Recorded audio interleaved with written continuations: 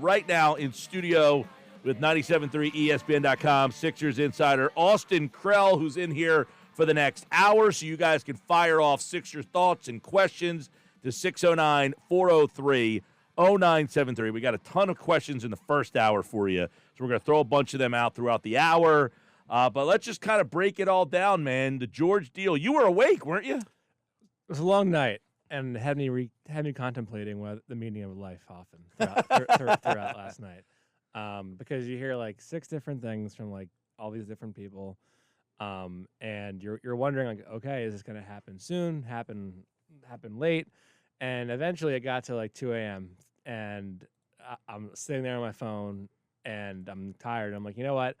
I'm just going to set my timer for 20 minutes, and every 20 minutes going to go off. I'm going to check my phone and hope that the deal comes to fruition. And eventually ended up on TikTok for a while. Which, as one does when you're my age. Is that the place? Yeah, that's the place that you stay up, And then as I'm on TikTok, I get a breaking from Woj. I'm like, this has to be it. And so Woj is breaking stuff on TikTok now. No, on Twitter. But I had my phone ready to, like the notification dinged on my phone. But I had pre-written the story either way, so I was ready to go. The signing happens exactly 3:30 in the morning. The story is up on our website at 3:36. Yeah, I saw it this morning. I said, "My gosh, my man was up." Yeah, no, I was not missing that. So you didn't miss it, and the Sixers get it done. And really, this is, I thought Jake Fisher really laid out how this was like a 1-year kind of master plan. Like this was like a 300-day type of vision for Morey, that he really had to calculate this and make it all work. He sends Harden, gets the draft picks, gets all 1-year deals, clears that out, gets the cap space. Earlier in the day, he gets Drummond and Gordon. I would have to imagine with the knowledge that this deal was going to get done. Yeah, so with the Eric Gordon thing, it's a minimum deal. So that's not going to really functionally bother your cap space. The Drummond thing is they're saying $5+ million or $10+ million over 2 years. So that's you could say either way, cap space or the mid-level exception. But none of those things are like guaranteed in the moment. They're going to bother your cap space. So you kind of have an inkling like obviously the Eric Gordon thing is a sign that they know someone big is coming, because why is Eric Gordon opting out of his deal and moving from Phoenix to Philadelphia if he doesn't have a good feeling as to what's to come? And he also played with Paul George for a year with the Clippers. So they line up these deals, and yeah, I think I don't know that it was Paul George specifically for 300 days to a year, but there was a max. They felt like they were going to be in position for a while to be where they could offer that kind of money. And we could say, oh, LA is LA and New York is New York, and no one wants to come to Philly, and it's the West Coast, and all that jazz. Money also talks at the end of the day, and we see that in sports all the time. And the Clippers were not going to go above 3,150. That was something that I had heard for weeks on end, and that they were going to hold strong. And whether Paul wanted to leave there or not, he cared about the money and the years more. And that's the story here. So, yeah, and because listen, I mean, one of the problems with Tobias Harris was he was a nice player, but the contract was always weighing him down. Yeah. If he was just a normally signed player and he's the fourth guy, I don't know that he'd get into the same criticism. So do we look at Paul George similarly, where that contract is going to be the downfall of him, or can he match? I don't know if he's going to match $50 million at the end of that deal, but ultimately on the court, is he a superior player to what Harris was? Because Harris's numbers at the end of the day, you're like, oh, this guy was a pretty good player if you simply look at the numbers. We all know in the playoffs he came up small, but that contract was always the problem for him. How will that play out for George? So like in a vacuum, yeah, Tobias, solid player. Like you look at Basketball Reference, his numbers are pretty solid. Just got $25 million, by the way. Yeah, to go to Detroit. 2 years, $52 million. So somebody else looked at Tobias Harris and said, I'm going to give you $52 million. Which I wonder if 2 years, that's not a lot of security. I wonder if that was the market or that was him saying, like, this is the biggest payday. I'll go for 2 years because I don't trust that this team necessarily is going to be in a position to win anything while I'm there. but I'll go be a a nice producer and a babysitter for the young guys. But to answer your question about Paul George, there's a couple things about like just fundamental Paul George things that are different from Tobias. Just his desire and willingness to shoot shoot threes, regardless of context. I posted a video on my Twitter account a little while ago of him just shooting threes. It's like there's 17 shots in there. He makes 7 of 17, which is 41%. Right on his season average. But low passes, high passes, off V cuts, off dribble, off screen, off of curls, variety of contexts. He's going to shoot the three. He's comfortable with it. I think that's already a better fit than Tobias. He has, I think, at this stage of his career, taken a step back in terms of his creativity off the dribble. But he's still, when you compare that to what you had, where Tobias really couldn't dribble. No creativity. Correct. Couldn't dribble. Correct. That's exactly right. Couldn't finish. Yeah. He's one of the worst finishers I've ever seen. Yeah. No, and it's funny. He'll have this trend throughout every season where he has a couple weeks to a month where he's finishing really well. And you're like, oh, maybe he's learned something or like turned a corner. And you're like, nope. But by the end of the season, it's back to the same guy.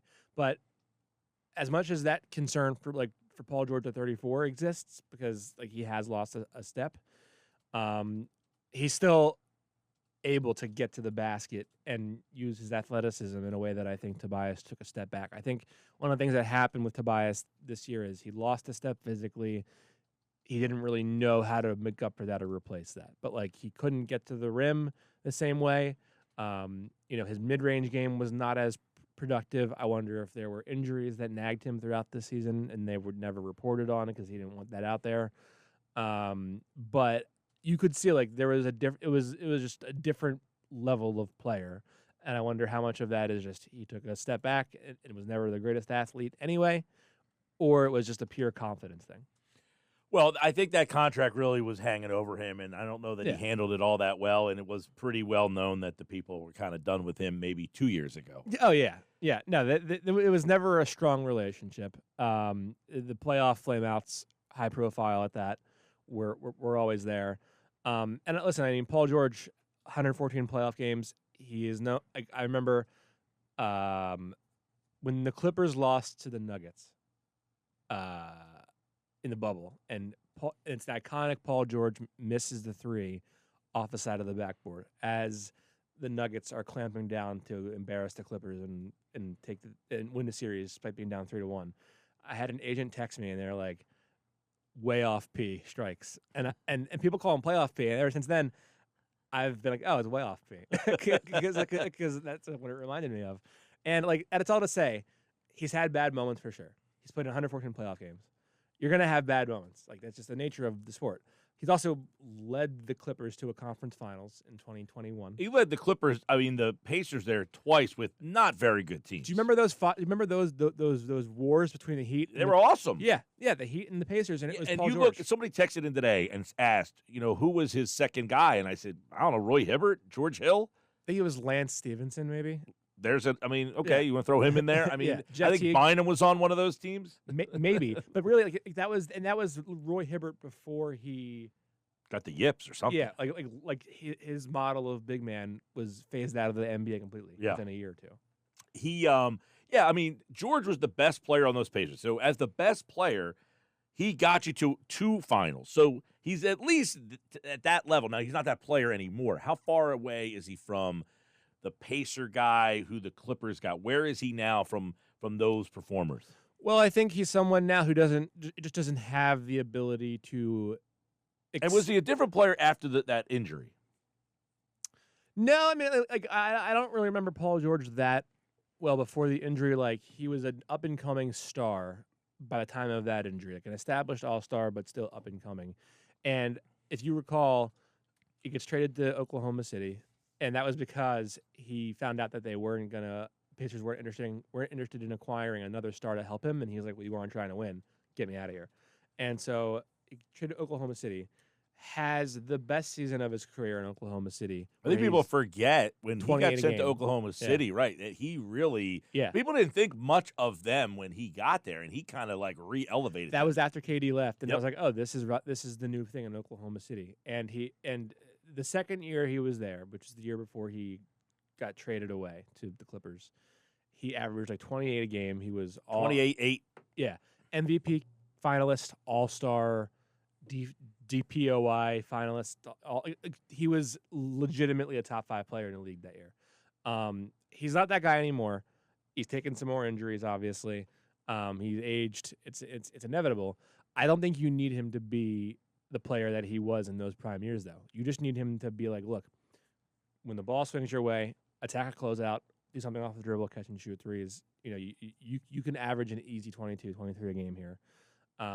If he's the Clippers version, yeah, that's a significant upgrade over having Tobias Harris. Yeah, no, absolutely. As a fit, too. For sure.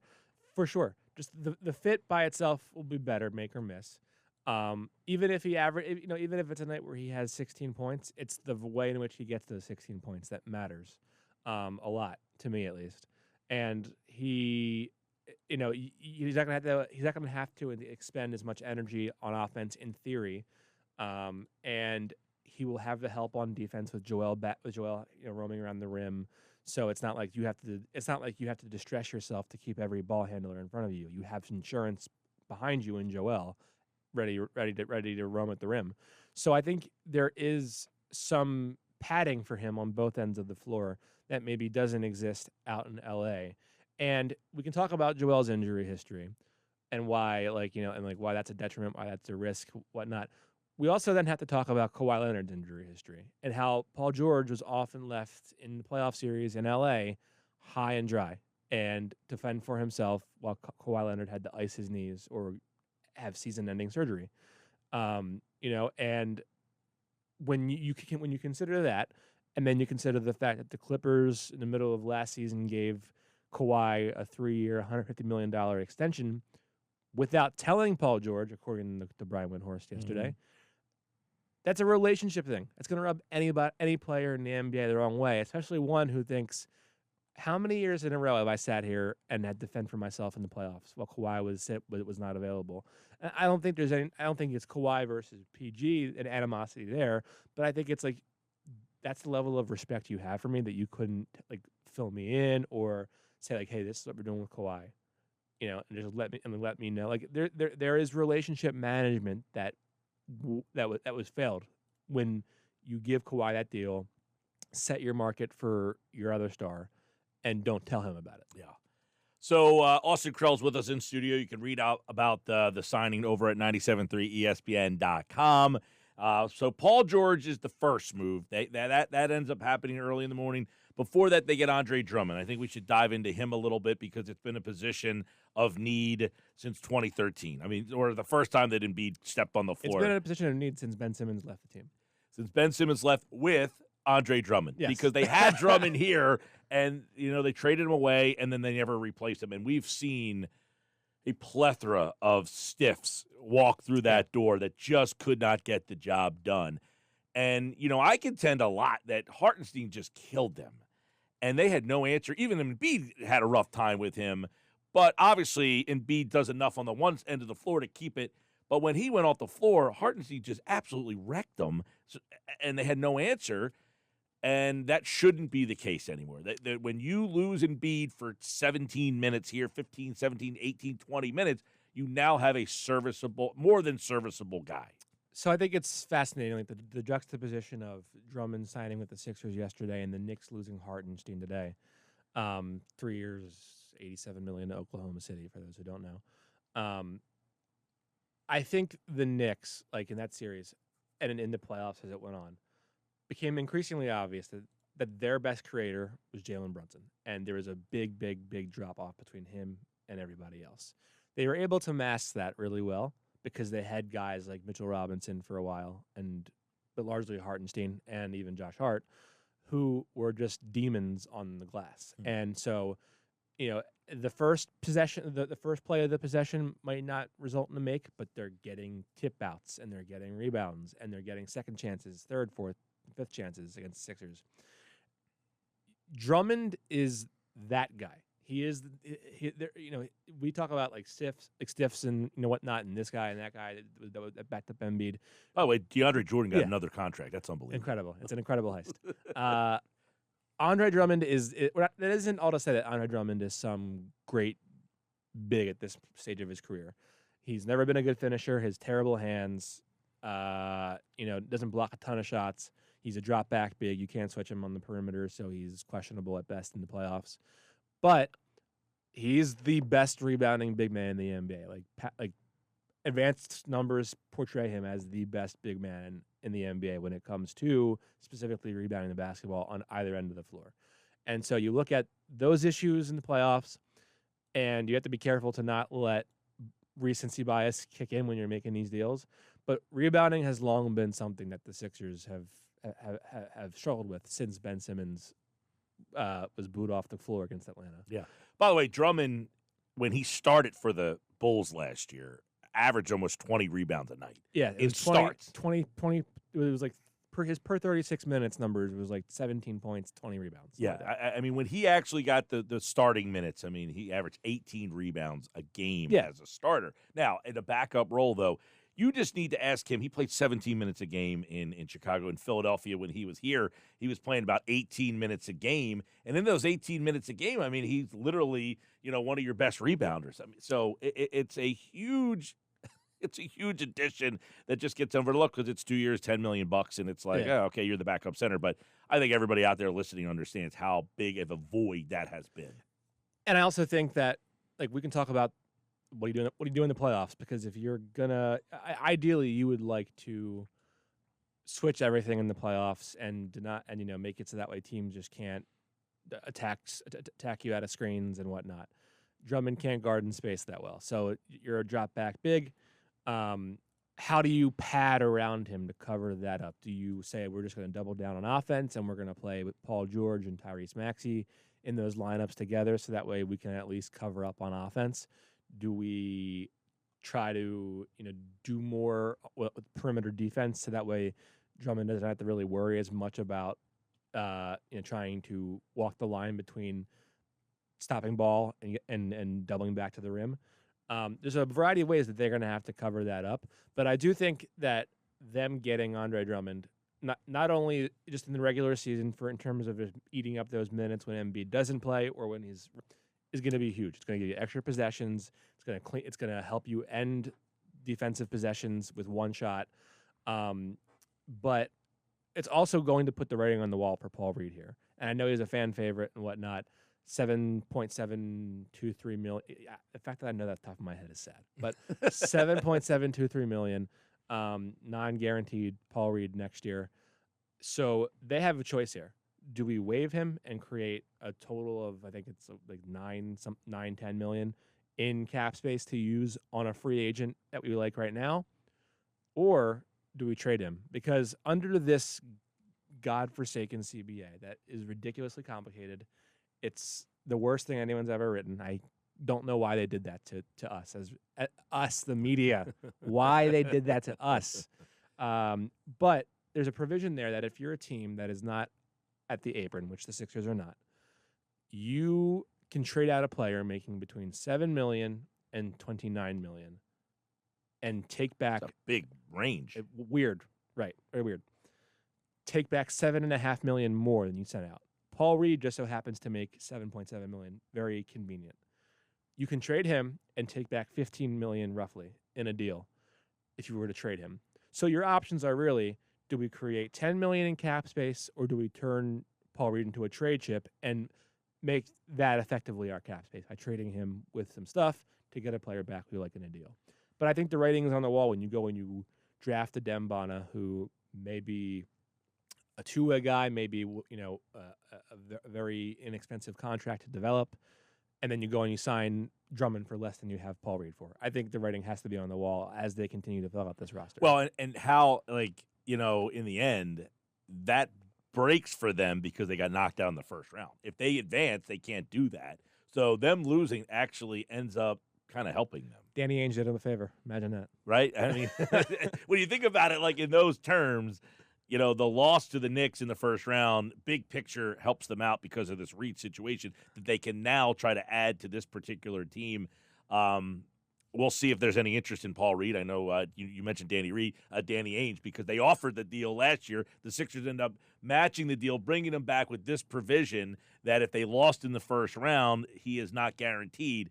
So we'll see what happens with Paul Reed. Real quick, let's get to Gordon and how you kind of see his role and who he kind of replaces. It's funny. I was looking at him on Basketball Reference last night, and I'm like, okay, like just getting a feel for the numbers.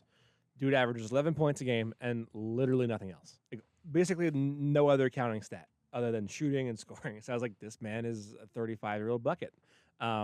He's 6'3". He's a shooting guard. They list him as a wing at some websites. I would contest that he's not big enough to be a wing at this stage of his career.